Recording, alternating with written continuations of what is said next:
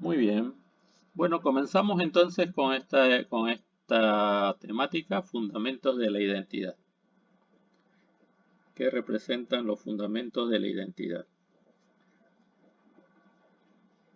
A ver, no está funcionando mi grabadora.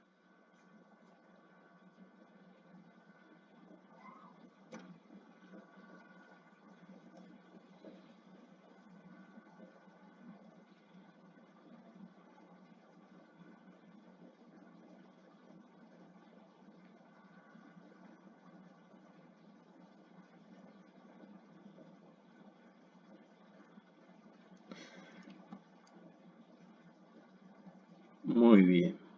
Espero que ahora sí estemos grabando. Ok, estamos grabando.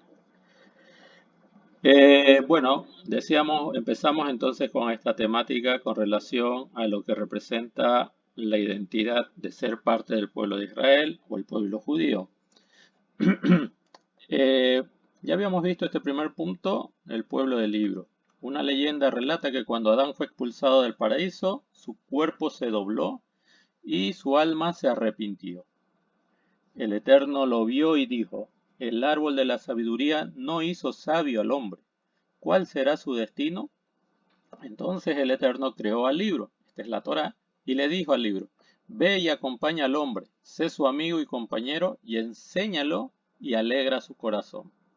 Bueno, aquí vemos entonces en esta definición interesante, el ser humano en un principio evidentemente cometió un error, pero lo que nos está diciendo aquí el texto es que ese error se puede corregir. ¿Y de qué manera se puede corregir? Se puede corregir eh, por medio de estudiar el libro, de vivir y aplicar lo que nos enseña el libro. Y algo interesante que también dice aquí en este primer enunciado es que el Eterno lo vio al hombre y dijo, el árbol de la sabiduría, del conocimiento del bien y del mal, no hizo sabio al hombre, pero el Eterno ahora le está entregando un libro. Por eso nosotros sabemos que la Torá, o el libro que contiene las enseñanzas éticas que el Eterno quiere para el ser humano, representan el árbol de la vida.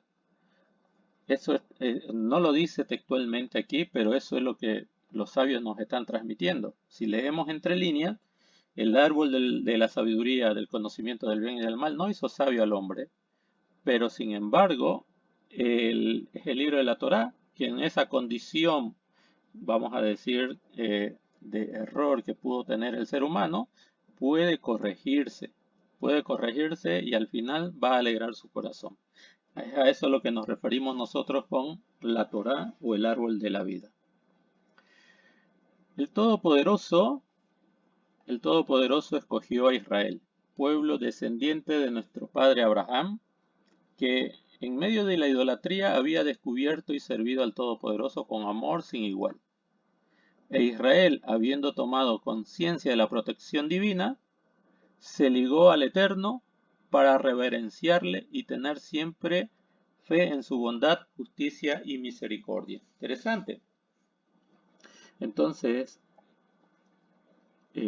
lo que notamos nosotros aquí es que lo que decíamos en un principio, ya el Eterno va a permitir que a través de la descendencia de Abraham se pueda formar un pueblo y este pueblo va a confirmar su confianza en el Eterno y es lo que va a transmitir a otras culturas, a otros pueblos, solo con su comportamiento. Entonces dice aquí, desde aquellos tiempos Israel se convirtió en un pueblo completamente al servicio de Hashem, teniendo por misión guiar a las demás naciones para ofrecer la adoración o más precisamente un servicio al Eterno, a fin de hacerlo reconocer como el Padre común de todos los seres humanos. Israel fue distinguido no con el fin de tener privilegios especiales, sino para esta misión dura y penosa. Israel debe seguir viviendo para siempre a fin de cumplir su misión y por eso Hashem lo protege de una manera providencial. Uno de los pasajes más famosos del Tanakh sobre el tema de la elección dice exactamente, a vosotros solos os he elegido de entre todas las familias de la tierra. Por eso os llamo a cuentas por todas vuestras iniquidades. Entonces es muy interesante porque se desarrolla ya en este ámbito una relación particular, es decir, una relación única entre el Eterno y su pueblo. Aquí, bueno, aquí no es la primera vez que dice el Eterno que los ha escogido entre todas las familias de la tierra, sino que cuando va a entregar también los 10 mandamientos, los Haseres Hadibrot, el Eterno había establecido que si Israel en ese momento guardaba y se comprometía a guardar todos los mandamientos, todas sus ordenanzas y todos sus preceptos, entonces Israel sería para el Eterno un pueblo especial de entre todas las naciones. Es decir, que hay un vínculo importante entre el Eterno e Israel. El Eterno evidentemente es creador de todo el mundo, pero así como se entiende en el judaísmo en general, el término de hijo no es solamente aquel que uno ha concebido, sino más bien la idea de hijo en el judaísmo o en la Torá es que hijo es aquel que obedece a su padre. Y generalmente hay un término muy fuerte para aquellos que no obedecen a sus padres, aún siendo hijos. Se llama mamzer. Nosotros en español lo conocemos como bastardo. Es decir, un hijo que no tiene padre es un hijo desobediente dentro de la cultura de Israel. ¿Por qué aquí el Eterno habla específicamente de un pueblo especial, un pueblo escogido entre todas las familias de la tierra? Porque va a haber esta relación entre el Eterno y su pueblo, Israel, como una relación de padre a hijo. ¿Por qué? Porque Hashem le está dando las instrucciones a Israel y se espera que Israel obedezca esas instrucciones al Eterno. Por eso el judío en determinados momentos puede decirle al Creador Padre, como lo hizo Rabí Yehoshua cuando le preguntan cómo debemos orar y él dice Avinu Shebashamayim, Padre nuestro que estás en los cielos. Cuando hay otras formas de orar, decirle por ejemplo al Eterno Baruch Hashem, Baruch Atah Hashem, que sea bendito eres tú Hashem. Hay una relación entendiendo de que Hashem es el soberano y el Elohim de nosotros. Pero cuando uno tiene un nivel elevado de obediencia al Creador por medio de la obediencia a su Torah, uno le puede decir al Eterno Padre. Esto no es para todos los judíos, sino para aquellos que verdaderamente están en la posibilidad de decir, yo estoy obedeciendo tus instrucciones. Así como un hijo tiene que obedecer las instrucciones de su padre y por eso el padre se regocija y ama a su hijo porque le obedece. Pero si su hijo hace todo lo contrario, lo deshonra, lo hace quedar en humillación, desprestigia a la familia, no hace caso, es rebelde, contumaz, soberbio, es una persona contestona, entonces, en ese caso, lo único que vincula a ese padre y a ese hijo es el hecho de haber nacido simplemente en su hogar. Pero conceptualmente en el judaísmo no se considera un hijo. Hijo es aquel que obedece a su padre. Ese es el concepto general. El término ben que es hijo, es aquel que obedece a su padre. Entonces, por eso aquí el Eterno va a tener esta relación importante con Israel, porque el Eterno le ha entregado las instrucciones a Israel y se espera que Israel cumpla que esté a la altura y cumpla con lo establecido por el Eterno, para que haya esa relación de padres a hijos. Entonces, Israel, para que no nos confundamos, para que no empecemos bien con lo que queremos transmitir, Israel es el pueblo que ama a Hashem. Pero entonces, ¿qué pasa con las otras naciones? ¿El Eterno no ama su creación? No, sí ama su creación. Sí ama su creación. Y cualquiera de nosotros que estamos entre las naciones, que no hemos nacido de vientre judío, no somos judíos, no hemos hecho el proceso de Giur, la conversión al judaísmo, entonces tenemos una relación con el Padre, pero no es una relación fundamentada en un pacto, en la entrega de la Torah, sino una relación fundamentada en nuestra conciencia. Cada uno de nosotros sabe lo que es bueno y lo que es malo, nos los enseñaron nuestros padres. Ellos no conocían lo que es la Torá, pero tenían un entendimiento ético, moral. Hay moral en las naciones. Las naciones se dan cuenta que asesinar es malo, se dan cuenta que la zoofilia es mala, se dan cuenta que robar, asesinar es malo, que hablar malas palabras contra el Creador es malo. Y eso no necesitamos nosotros, o las culturas no necesitan que se las expliquen. Eso está en la conciencia del ser humano. Pero a Israel se le exige más. No solamente se le exige que cumpla con esos niveles de entendimiento, sino que vaya más allá, que se eleve espiritualmente y que sean como ángeles puros en este mundo, pero en un cuerpo físico. Es decir, los ángeles que son santos, puros, que obedecen al Eterno, muchas veces lo hacen porque su naturaleza es celestial. En el mundo celestial no hay pruebas, no hay tentaciones para ellos, pero en el mundo material el ser humano está sometido a pruebas y está sometido a tentaciones. Y por eso cuando el ser humano supera las pruebas sometiéndose a la obediencia de la Torá y de esa manera obedeciendo a su creador y ahora considerándolo como su padre, es que llega a estar al nivel de los malajim. No sé si ustedes han escuchado en el libro de Hebreos que dice que el Mashiach fue hecho inclusive superior a los malajim. Evidentemente. ¿Por qué? Porque los malajim no desobedecen al Eterno. Ninguno de los malajim desobedece, ninguno de los ángeles desobedece al Eterno. Todos son puros, todos son santos, todos son sin mancha, todos se respetan y todos alaban al Creador. Pero es que allá no tienen pruebas, no tienen tentaciones. Y cuando una persona se niega a sí mismo, y se somete a la completa voluntad del Eterno que está en la Torá, y esto evidentemente vincula directamente a los hijos de Israel, no a la de las naciones, porque las naciones no recibieron la Torá.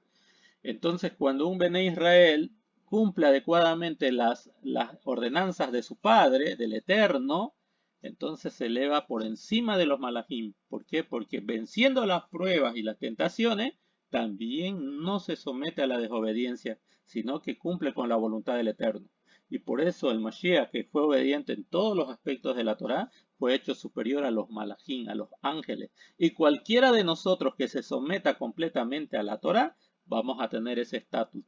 Pero sabemos que tenemos defectos.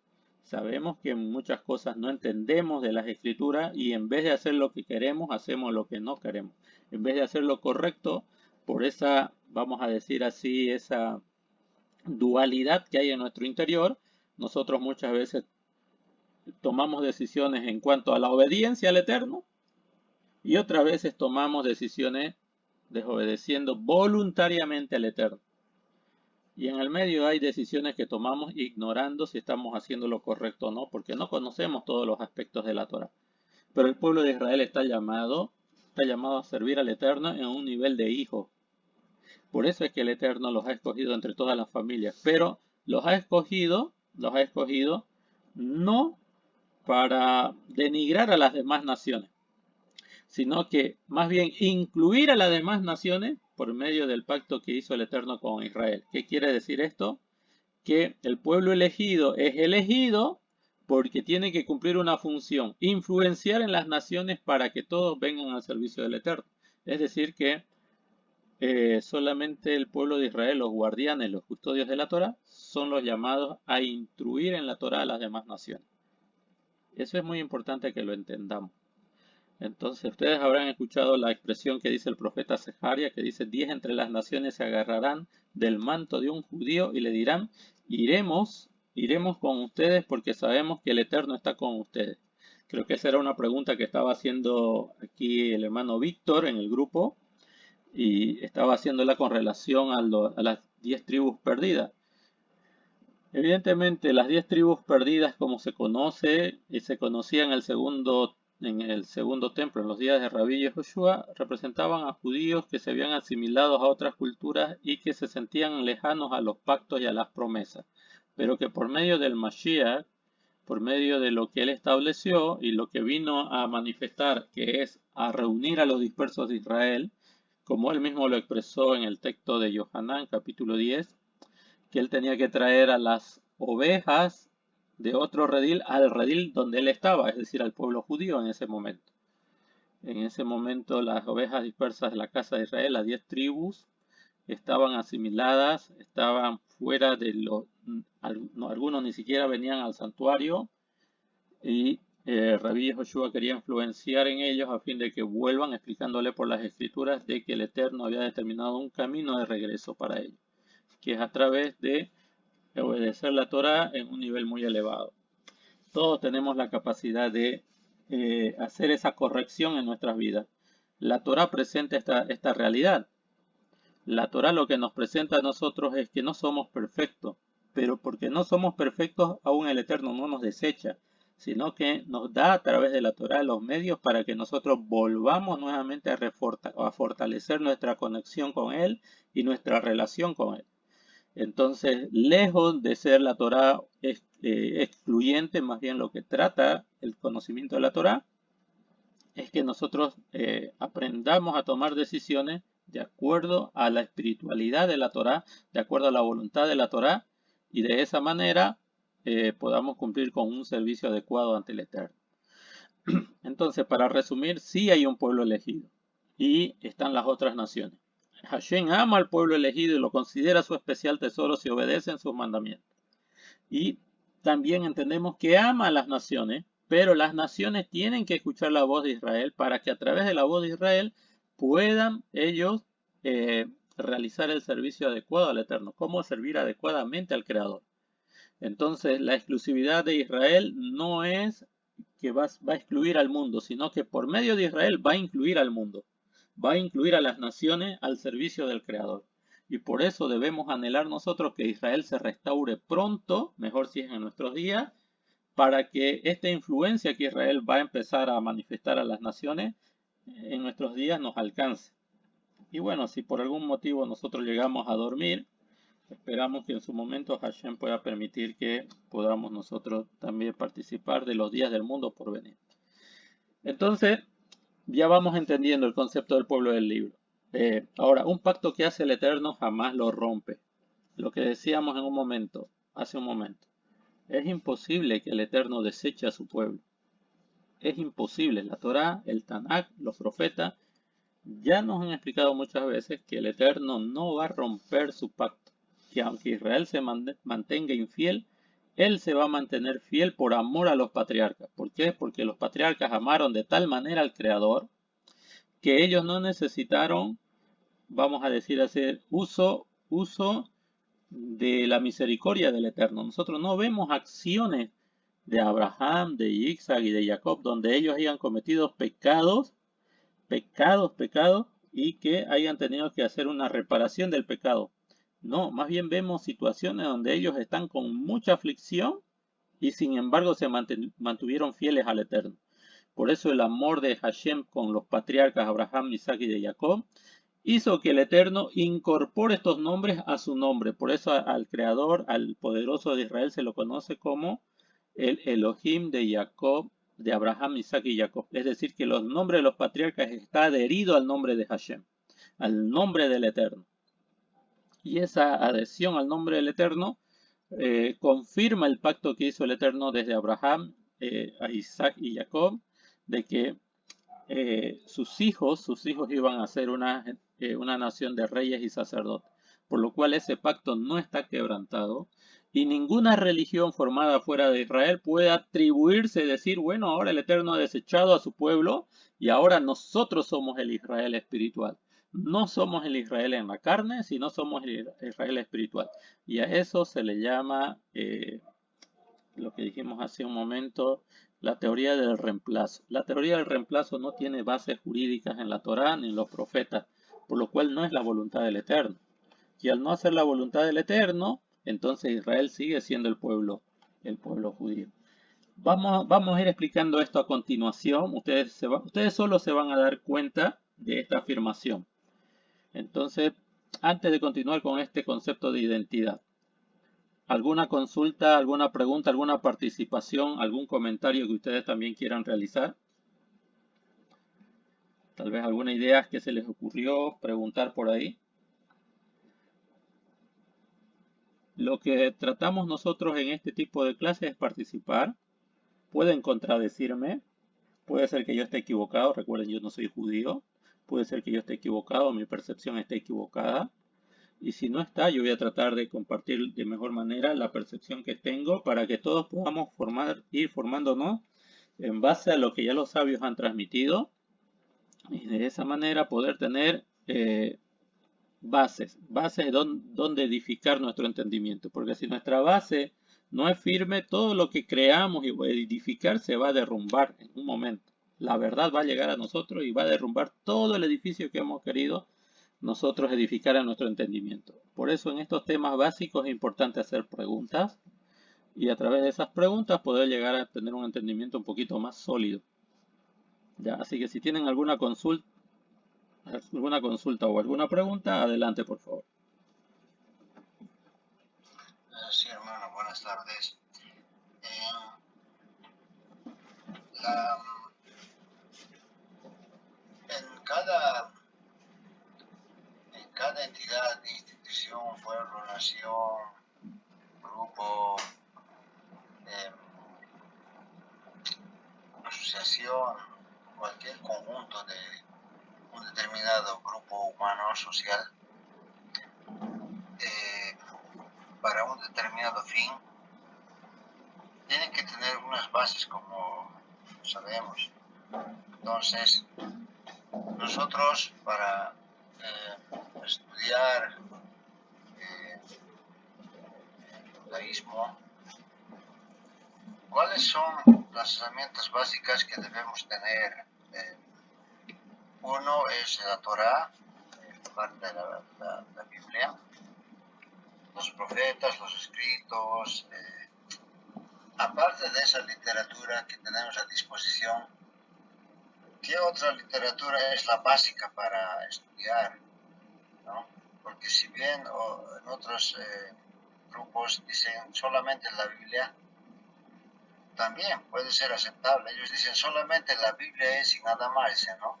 Pero la Biblia a veces sujeta de un estudio con un entendimiento diverso, o a veces no respaldado, no es sustentable todo lo que se aprende, ¿no? Entonces, otros dicen, por ejemplo, es la Biblia más estos 5 textos, ¿no? De tal autor, de tal,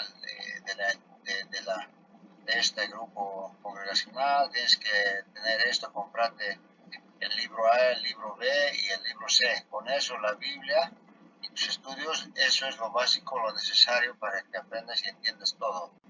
Entonces, otros dirán, tienes que, en el adventismo, por ejemplo, ¿no? Es bien importante, dicen, leer a Elena G. de White, la profetisa, la que ha escrito este libro, lo otro, tiene más de 18 libros, tienes que complementar leyendo eso, es un entendimiento traducido, explicado, sería bueno que tengas como base, siempre hablan de una base, ¿no?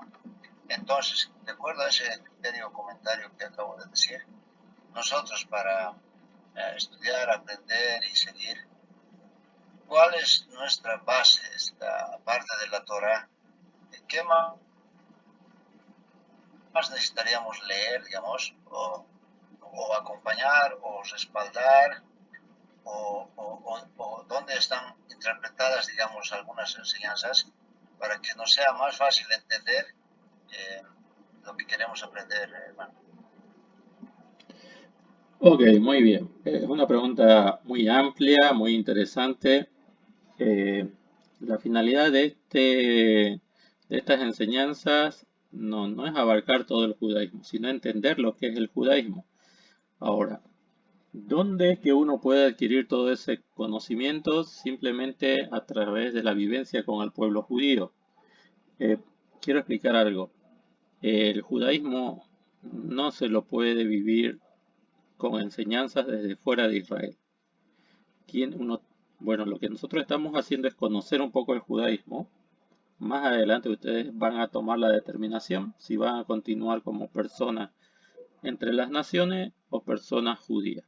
Vamos a suponer que todos nosotros vamos a hacer el proceso de conversión al judaísmo, como lo establece la Torá y como lo establecen los Jajamim. Una vez que estamos en el judaísmo, ¿yo qué tengo que hacer para comprender el judaísmo? Lo primero que para poder llegar a entender para poder llegar a vivenciar, a vivir de acuerdo a lo que el Eterno quiere de mi vida como un judío, yo tengo que ser enseñado por judíos. Eso es fundamental. Una persona que solamente lee el texto, como usted lo estableció, el texto del Tanaj, el texto de la Torá y los profetas, en sus propios idiomas, va a sacar conclusiones que no tienen que ver muchas veces con el judaísmo. Entonces, lo mismo va a suceder si yo le digo, mire, la otra literatura que hay que leer es el Talmud, que hay muchos tomos del Talmud, la Gemara, que la Mishnah, que son muchos tratados en la Mishnah. Entonces, si yo lo leo, no voy a entender lo que es el judaísmo. ¿Por qué? Porque yo necesito que un judío me enseñe eso. Eh, Nosotros podemos pasarnos leyendo la Biblia en español 40 años. Vamos a aprender muchas cosas, pero la vivencia del judaísmo no la vamos a entender. Porque judaísmo no es solamente observar las festividades. Judaísmo va más allá. Como en el material ese que se les compartió, el judaísmo implica santidad diaria, rezos, estudio de estos otros libros. El Talmud son interpretaciones del texto de la Torá en situaciones donde habían 2 o 3 opiniones de los sabios del pueblo de Israel, y ahí se escribieron sus discusiones. Sus discusiones no son discusiones como las vamos a encontrar en otros lugares que tratan de hacer prevalecer su opinión, ¿no? Sino esas discusiones lo que va a llevar al pueblo judío es entender lo más cercano a la voluntad del Eterno en temas muy difíciles, muy difíciles. Por ejemplo, nosotros estamos llegando a Pesach, el lunes es Pesach, ¿no? La festividad de Pesach. Sabemos que en Pesach vamos a tener que beber 4 copas de vino cada uno, pero la Torah no habla nada de eso. Bueno, yo puedo decir, no. Lo único que exigía el Eterno para Pesach era un cordero y hierbas amargas y una matzá. Nada más. Esos 3 elementos nada más. Pero da la casualidad que cuando leemos el Keter, las enseñanzas de Rabí Yehoshua, ahí vemos que Rabí Yehoshua varias veces hace la bendición por la copa, una antes de comer y otra después de comer. Y no es la misma copa, eso lo sabemos, porque en el judaísmo en Pesach se beben 4 copas y Rabí Yehoshua en los 4 textos que tenemos que hablan de sus enseñanzas, claramente se identifican las 4 copas. Pero una persona que se puede pasar 40 años leyendo el texto de Mateo, de Marcos, de Juan, de Lucas, y nunca va a descubrir que habían 4 copas en la mesa de Pesach. ¿Por qué? Porque esto es algo inherente al pueblo judío, y el pueblo judío siempre ha mantenido sus enseñanzas a través de los sabios y de los rabinos. Entonces, yo puedo conseguir la compilación del Talmud. Hay 5 tomos, solamente 5 tomos en español hasta donde sé. Está el tratado de la Mishnah, creo que son 7, y esos 7 se van ramificando. La Gemara, que son discusiones previas al Talmud. Pero lo podemos estudiar, y a pesar de que las estudiamos vamos a sacar malas conclusiones. ¿Por qué? Porque siempre nos tiene que enseñar un rabino. Entonces, así como el pueblo de Israel, recordemos nosotros el problema que hubo entre Moshe y Cora, o Coré. Coré quería asumir liderazgo, pero el pueblo ya tenía un líder. Entonces el pueblo tenía que aprender de su líder. No tenía que aprender de cualquier otra persona. Eso es lo que enseña el judaísmo. Hay personas que se preparan para enseñar y otras personas se preparan para hacer otras cosas. Todas son necesarias, pero no todos pueden enseñar. Entonces en el judaísmo, la gran cantidad de judíos siempre tiene que tener por lo menos un rabino que le enseñe. Y por eso se dice que el conocimiento que tiene el rabino es transmitido desde Moshe Rabenu hasta nuestros días a través de los rabinos en la actualidad. Claro, uno puede hacer conjeturas y decir, no creo que sea tanto así, pero es lo que se piensa. Entonces el pueblo judío en su disciplina sabe que cuando va a aprender algo tiene que aprender de alguien que tiene su alma preparada, que sirve al Eterno con sus acciones y lo que hace enseña de acuerdo a la Torah, no solamente conocimiento. En el mundo hay personas que tienen inteligencia, pueden leerse un tratado del Talmud y entender el Talmud y enseñarlo y explicarlo tal cual, pero el problema es que no lo viven. Y al no vivir eso, porque no son judíos, solamente son intelectuales de otras nacionalidades, nos transmiten un conocimiento, pero no la fuerza para que las podamos cumplir. Sin embargo, el rabino es una persona que todo el tiempo está observando la Torá y por eso tiene la fuerza de influenciar, aún con sus palabras, a que nosotros apliquemos la Torá. Entonces, podemos conseguir los libros, podemos estudiar los libros, el Talmud, la Gemara, la Mishnah, el Pirkei Avot, podemos utilizar la senda de los justos, muchos libros, ¿no? El Mishneh Torah del Rambam, mucha literatura judía muy buena, excelente, pero si no nos las enseña un judío que viva, que esté capacitado para enseñar, no vamos a alcanzar el objetivo. Es lo que decía el Mesías, ¿no? Todo lo que digan todo lo que le digan ellos, refiriéndose a los rabinos que estaban enseñando en ese momento, hagan como ellos dicen, como ellos enseñan, pero no hagan conforme a sus obras, porque ellos enseñan, pero no hacen lo que enseñan, o sea, son hipócritas. Entonces, Rabí Joshua estaba protegiendo a los que escuchaban esas enseñanzas, porque esos maestros conocen de la Torá, pero no la viven la Torá. Y uno no puede enseñar algo que no practica. Entonces el rabino cuando enseña algo, enseña desde su ser interior, porque su ser interior está alineado a la obediencia del Eterno. Y cuando eso sucede, sus palabras causan un impacto en nuestro entendimiento. Como han dicho los sabios, lo que sale del corazón entra en el corazón.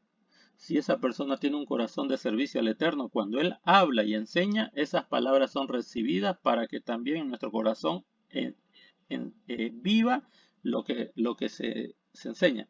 Hay un dicho por ahí que dice, vive como predica, ¿no? Eso en el cristianismo se debe vivir lo que se predica y no de otra manera, digamos. Entonces, lo interesante del judaísmo es que el judaísmo siempre está alineado a los sabios. Por eso el Mesías le va a decir a sus talmidín, a sus discípulos, no llamen a nadie padre en la tierra, porque uno es vuestro padre, el que está en los cielos. Y tampoco llamen rabí a nadie en la tierra, porque uno es vuestro rabí, el Mashiach. Es decir, que todos los que quieren vivir de acuerdo, quieren llegar a un nivel de interpretación de la Torah muy elevado, tienen que aferrarse a su rabino, en este caso al Mesías. No pueden aprender de otras personas, porque las otras personas pueden tener conocimiento, pero tal vez no lo aplican adecuadamente. Si nosotros reconocemos que Yeshua es el Mashiach, entonces ahí tenemos la enseñanza y la aplicación de él en su propia vida, porque él no era hipócrita, según lo que nos dicen los textos. Entonces, lo que quiero decir es lo que decíamos, ¿no? 10 de entre las naciones se agarrarán del talit de un judío y le van a decir, iremos con ustedes porque sabemos que el Eterno está con ustedes. Esto quiere decir que las naciones se van a hacer enseñar por los judíos. 10 es representación de plenitud, 10 representa la totalidad.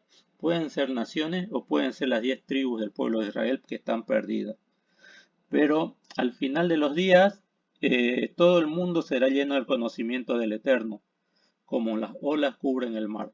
Pero ¿quiénes van a producir esa influencia? Los judíos, el pueblo de Israel, el pueblo escogido. Entonces, podemos leer. Yo recomiendo siempre que se compren libros de interpretaciones de la Torá de judíos, porque ellos ya tienen un poquito más claro algunos conceptos y lo que ellos van a vertir son opiniones de los sabios y nos van a enseñar. Lo que no aconsejo es que se compren libros de pastores cristianos, de sacerdotes católicos, de musulmanes, de testigos de Jehová, vamos a decir así, de los mormones, creo que ya lo dijimos, de los adventistas. ¿Por qué? Porque ellos no toman en cuenta la Torá. Entonces ellos tienen información o como son inteligentes, leen la información y no la verifican si está correcta, pero así la transmiten. Y todos los que lo escuchan dicen, wow, qué sabiduría que tiene esta persona. Está muy bien. La sabiduría, como vimos hace un momento, no nos hace sabios. La vivencia de la Torá, el entendimiento adecuado es lo que a nosotros nos va a alegrar el corazón. Es decir, nos va a traer sabiduría. Y eso está en la boca de los rabinos, de los maestros. En nuestro caso, del Mesías. Podemos comprarnos muchos libros de judíos en español, que ya hay muchos, gracias al Eterno hay muchos, y estudiar de ahí. Pero aún teniendo el entendimiento, el conocimiento, va a ser muy difícil que lo apliquemos. Va a ser muy difícil, porque se necesita de una comunidad, se necesita de un maestro que te supervise, que te diga si no es, esto si bien así literalmente dice, pero significa esta otra cosa. Recordemos que en el judaísmo hay, no es solamente el entendimiento literal, el de leer un libro y sacar una conclusión. En el judaísmo hay 4 niveles de interpretación. El nivel literal, el nivel, vamos a decir, alegórico, el nivel de instrucción y el nivel oculto. Y en hebreo se llama el pardes, peshat, remes, drash y sot. Pardes significa paraíso. En español sería paraíso. Estos 4 niveles de interpretación en español no funcionan. Porque estos 4 niveles de interpretación solamente funcionan con las letras hebreas.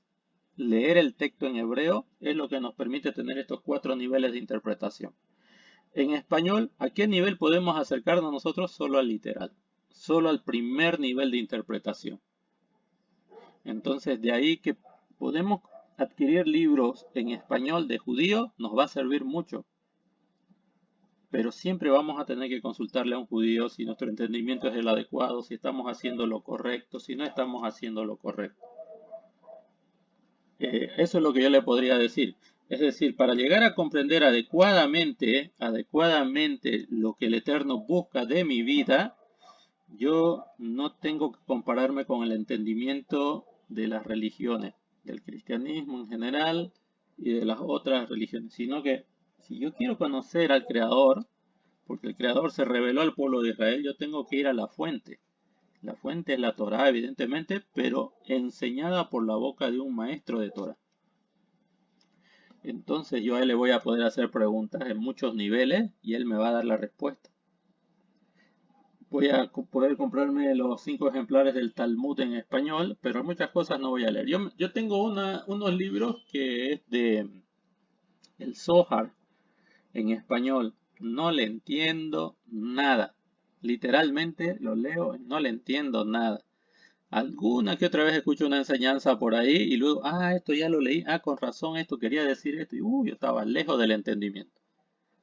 Y la verdad que para esos estudios necesitamos nosotros a alguien que tenga un alma preparada, alguien que sirva al Eterno, que cumpla con las mitzvot y que esté capacitado para enseñar, para respondernos.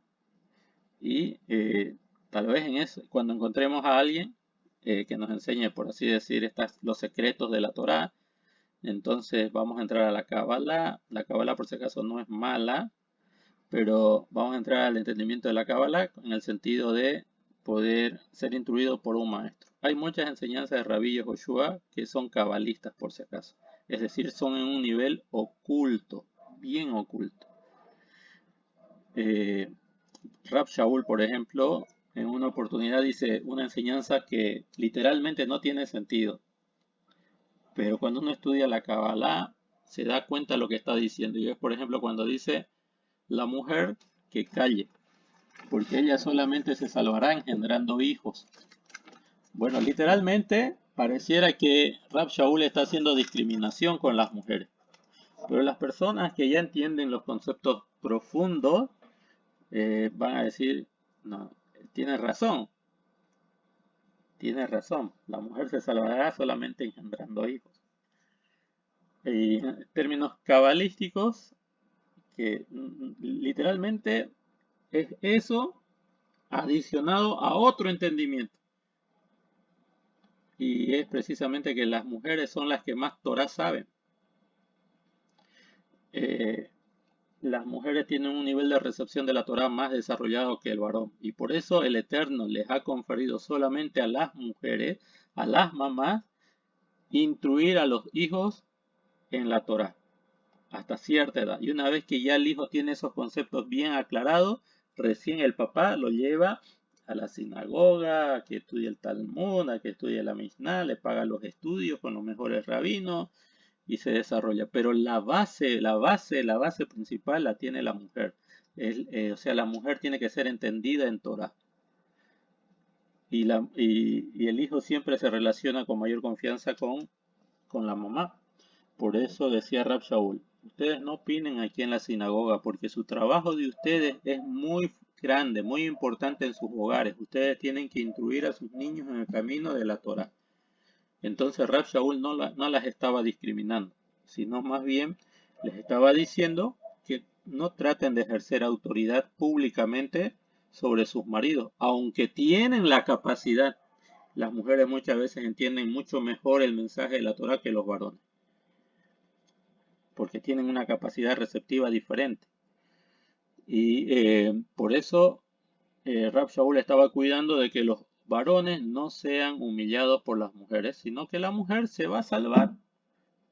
O sea, va a cumplir su misión en este mundo engendrando hijos, que se puede entender criando hijos.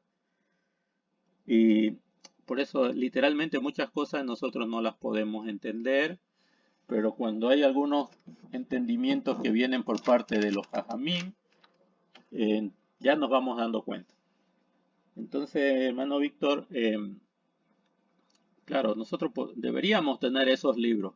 Ya, eso sería el primer paso. Deberíamos tener esos libros, tal vez leerlos en el nivel literal, tratar de sacar enseñanzas. Vamos a aprender muchas cosas, evidentemente. Se va a aprender mucho. Pero si no está supervisado nuestro comportamiento por alguien que ya vive la Torá desde su niñez, que ha vivido toda su vida la Torá y ha sido capacitado para enseñar la Torá, para instruir en el camino de la Torá, entonces no va a haber quien nos diga estás haciendo mal, lo estás entendiendo mal. Sí o sí, las dos cosas son importantes. Comprarme los textos, los libros de judíos, ¿no? Interpretaciones de la Torá desde el punto de vista judío.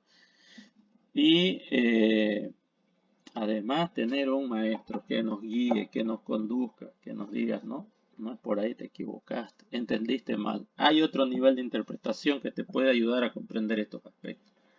Eso es lo que tenemos nosotros que hacer para llegar a ese entendimiento. Como ya estamos mayorcitos muchos de nosotros, tal vez nosotros tenemos que llegar solamente al entendimiento profundo en el nivel literal, que es la base, que es donde están los misbot, donde están los preceptos, donde están los mandamientos. Algo básico que nos enseña la Torah, que cualquier persona lo puede, leyendo inclusive lo puede comprender, es que el Eterno es uno y único, no hay dos ni tres personas en él. Pero una persona que se ha pasado 40 años leyendo las escrituras fuera de Israel va a llegar a la conclusión de que sí pueden haber dos poderes o tres poderes. Pero ¿por qué ellos llegan a esa conclusión? Porque no consultaron con un rabino. Consultaron con personas que están desconectadas del contexto de la Torah. Leyeron el mismo texto, pero sacaron una conclusión diferente. Y ahí radica en que es importante tener los libros, los otros libros, pero no para leerlo. Leerlo es parte del proceso de aprendizaje, para aprenderlo. Y para aprenderlo yo tengo que estar siempre adherido a la enseñanza de un rabino que vive la Torah. Eso sería lo que yo le puedo decir, estimado hermano Víctor. No sé si está de acuerdo o tal vez no está de acuerdo, o tal vez su pregunta iba en otro sentido, no sé. Sí, está bien, hermano, está bien, entiendo, está muy bien, gracias, hermano. Sí, es un proceso, obviamente, ¿no? Si no fuera así, hermano, cualquiera pues se compraría 20 textos, está en su casa estudiando 3 años y diría, bueno, ya he entendido todo, ¿no? Exacto. Sí, no es así, hay que vivirlo, hay que aprender paso a paso y siempre ayudado, guiado por un judío que, como usted dice, que viva la Torah. Eso es así, hermano. Simplemente, claro, uno o dos o un par de textos siempre van a ser de ayuda también en algún momento, cuando se necesite, obviamente, ¿no? Libros de referencia, de apoyo, de consulta, obviamente interpretadas, escritas por personas del judaísmo que han tenido ese buen entendimiento y Dios les ha permitido también poderlos escribir para ayudar a otras personas, hermano. Ok, exactamente. Ese es el sentido. Muy bien. No sé, ¿hay otra pregunta? ¿Hay otro comentario que deseen realizar antes de avanzar?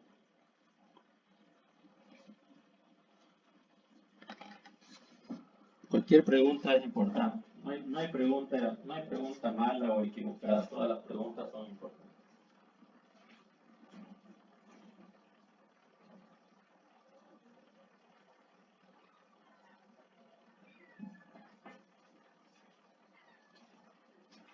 Muy bien, entonces vamos a continuar un poco hasta donde nos alcance el tiempo. Entonces, yo quisiera preguntarles a ustedes, bueno, aquí hay una pregunta en la pantalla que dice, ¿qué soy? ¿Hebreo? ¿Israelita? ¿Israelí?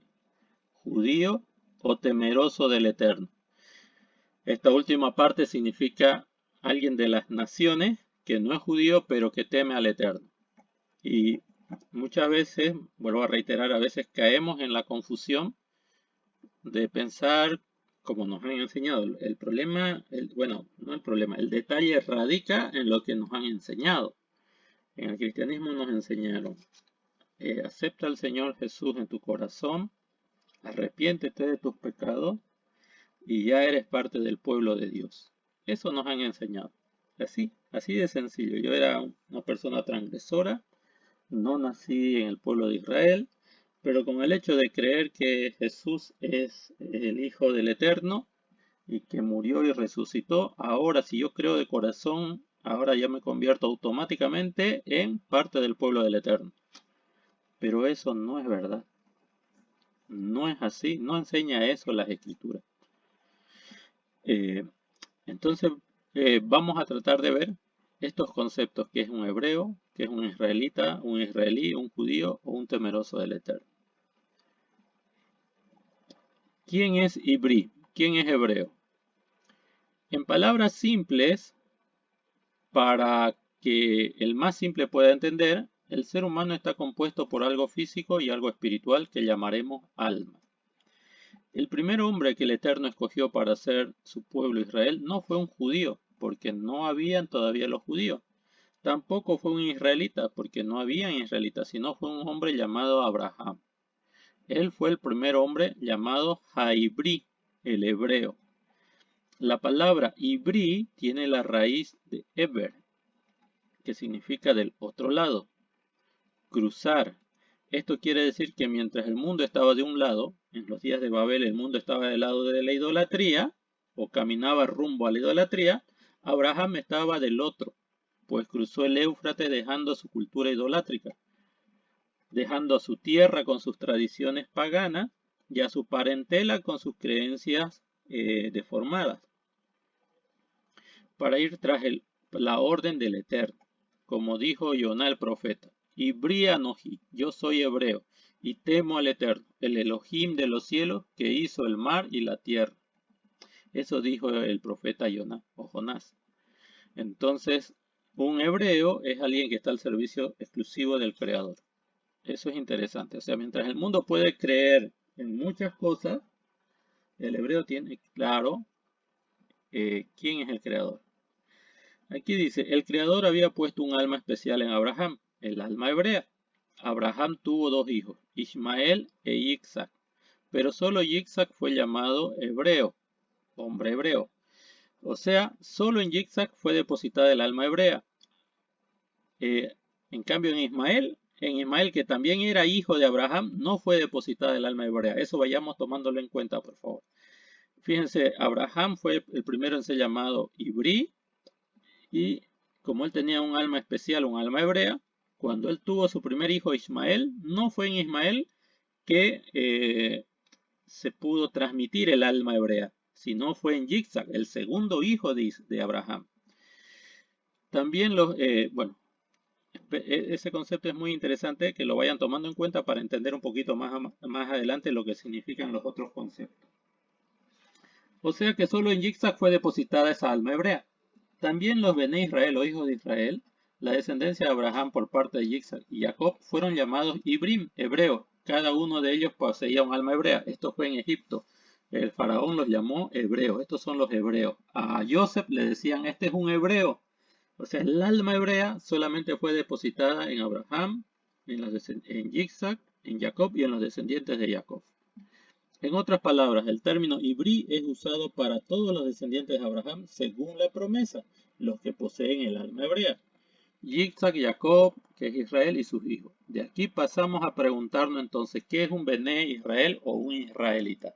Bueno, hasta aquí se entendió lo que significa hebreo. Voy a adicionar un detalle más. Yitzhak, ¿cuántos hijos varones tuvo? ¿Quién sabe?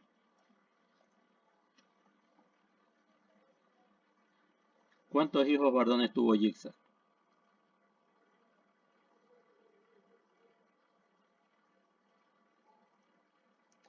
¿Nadie?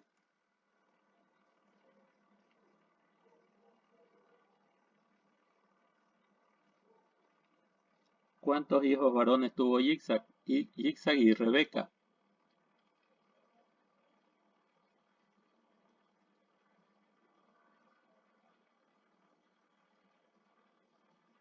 ¿Están en la sala? Sí, sí. Ok. ¿Cuáles eran los hijos de Yitzhak?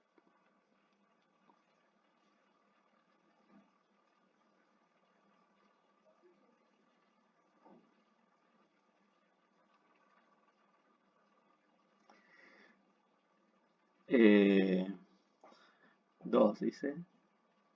Esaú y Jacob. Correcto, Esaú y Jacob. Esab y Jacob. Sin embargo, el alma hebrea no fue depositada en Esab, sino en Abraham. Esto quiere decir, por ejemplo, a los descendientes de Ismael nunca le llamaron hebreos. Y a los descendientes de Sab los llamaron edomitas. Edomitas, no los llamaron hebreos. Solamente a los descendientes de Jacob en Egipto le llamaban el pueblo hebreo, los hebreos. Entonces el alma hebrea no es según la carne, es según la promesa. ¿Cuál es la promesa? Que la descendencia de Abraham, los descendientes de Abraham serán una nación de reyes y sacerdotes. Es según la promesa, no según la carne. Esto es muy importante para que entendamos lo que es el concepto hebreo.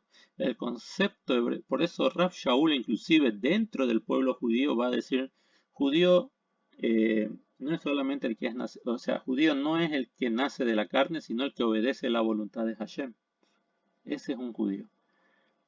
Como hay ovejas dispersas de la casa de Israel y estas se pudieron mezclar entre otras culturas, entre otras naciones, inclusive los judíos que vivían en Sefarat, en España, cuando tuvieron que venir a esta parte del mundo, se mezclaron con otras culturas, con otras naciones. Puede ser que en América Latina, como ya se ha descubierto en el Asia, en Australia y en otros lugares, muchas personas han recuperado su identidad. Porque ellos tienen una, vamos a decir así, una fuerza interna que los impulsa a obedecer la Torah. Y por eso ellos puede ser que sí tengan la promesa, el alma hebrea. Pero ¿cómo van a hacer el retorno al pueblo judío, al pueblo del libro? Por medio de lo que dice la Torah. De eso vamos a tratar mucho más adelante. Pero algo que debemos ir entendiendo, que el alma hebrea se deposita según la promesa y no según la carne. Puede ser que en algunos de nosotros tal vez esté esa alma hebrea o puede ser que no. ¿Quién lo sabe? Solamente el Eterno lo sabe. El que va a llegar a formar parte del pueblo de Israel por los conductos correctos que dice la Torah A pesar de que haya nacido en una nación extranjera a Israel, pero hizo todos los procedimientos supervisados por los rabinos para formar parte del pueblo de Israel, ese era un Ibrim. Era una chispa del pueblo de Israel que estaba entre las naciones. Era como un carboncito aislado que estaba entre las naciones y que luego se lo recoge para traerlo al conjunto de carbones que van a encender un gran fuego, una gran influencia en las naciones. Pero esto es según la promesa, no es según la carne. Ya, esto es muy interesante que nosotros lo sepamos. Por eso el judío en la actualidad no debe jactarse. ¿En qué tiene que jactarse el judío? En obedecer los mandamientos de Hashem. Porque puede ser que esté en parte de las descendencias de las 10 tribus entre las naciones, una persona sea descendiente de esas 10 tribus, y esa persona es más observante inclusive que un judío en la actualidad. Entonces no es según la carne, sino según la promesa. Eso hay que tomarlo en cuenta en este concepto del alma hebrea. Veamos el otro concepto, con esto vamos a terminar, no nos queda ya mucho tiempo. La clase generalmente dura 1 hora. Hoy me he excedido, pero vamos a tratar de ser más puntuales en los conceptos para las próximas entregas. ¿Quién es un Bene Israel? ¿Quién es un israelita?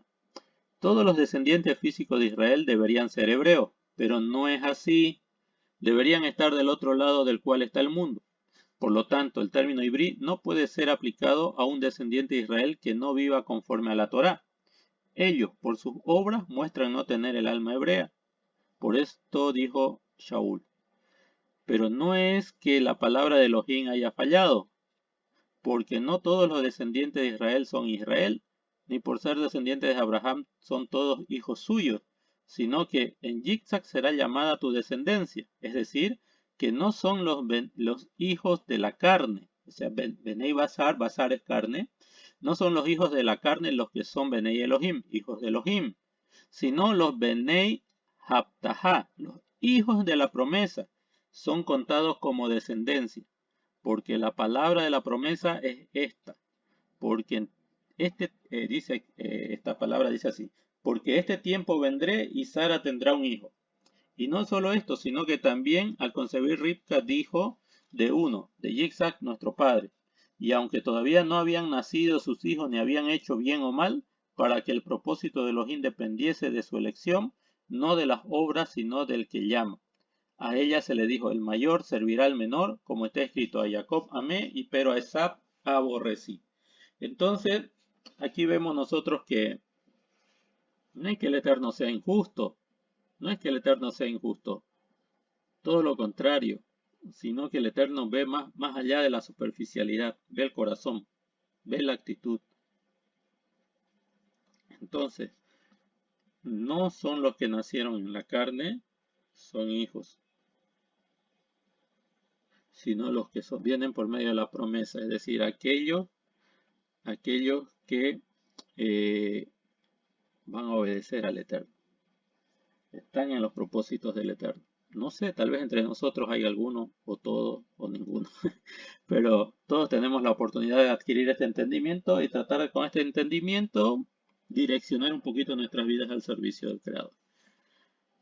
Muy bien, vamos a quedar en estos dos conceptos que vimos el día de hoy, que serían quién es hebreo y quién es israelita. Hasta aquí. ¿Alguna pregunta, algún comentario que deseen realizar antes de terminar con esta clase? ¿Alguna opinión?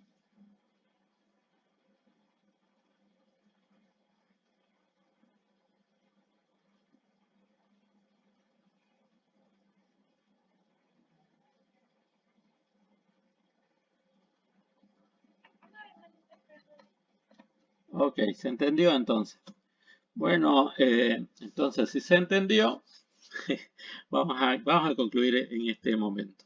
Antes de concluir, no se olviden que, bueno, lo que está pasando con Israel es muy fuerte. Necesitan de nuestras plegarias, nuestros rezos. Tratemos de, en nuestras oraciones matinales, también incluir los rezos por Israel. Vayan limpiando sus casas, las casas de Hametz, de todo lo que pueda ser material de leudado.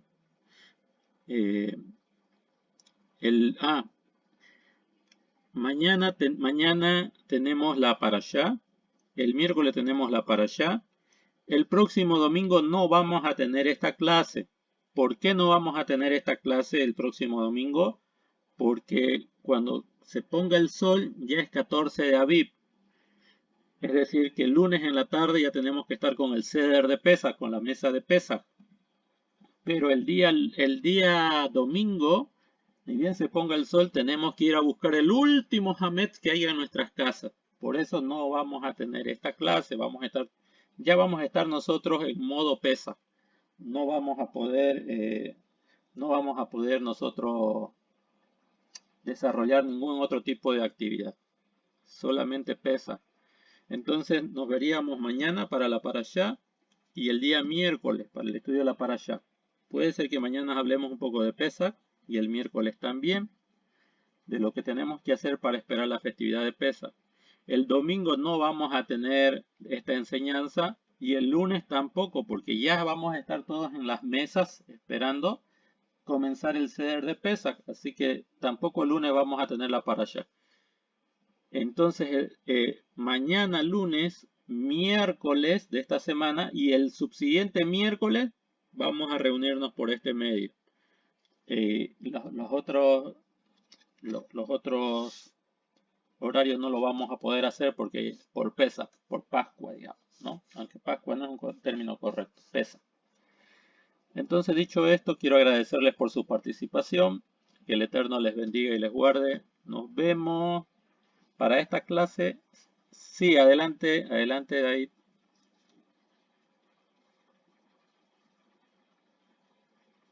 ¿Alguien levantó la mano?